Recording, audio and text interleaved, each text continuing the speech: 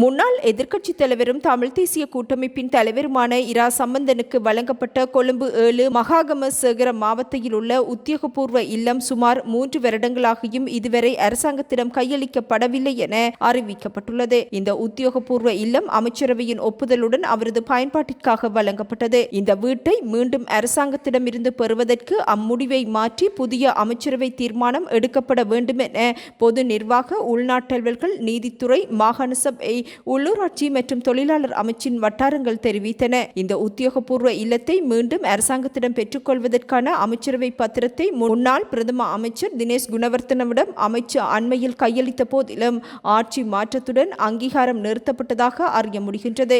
இந்நிலையில் புதிய பிரதம அமைச்சர் கலாநிதி ஹரிணி அமரசூரியவிடம் இதற்கான பத்திரத்தை கையளிப்பதற்கான ஏற்பாடுகள் மேற்கொள்ளப்பட்டுள்ளன.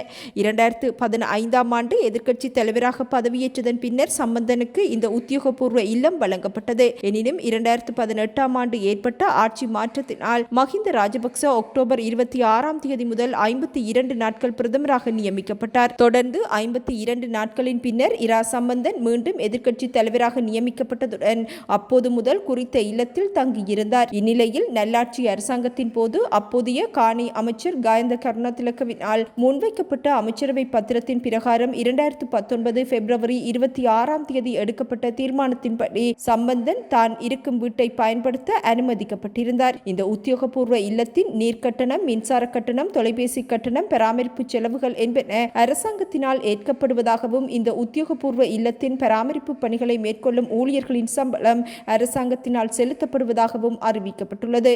2017 ஆண்டு இவ்வீட்டின் பழுது பார்க்கும் பணிக்காக 3 கோடியே 50 லட்சம் ரூபாய் செலவிடப்பட்டுள்ளமையும் குறிப்பிடத்தக்கது.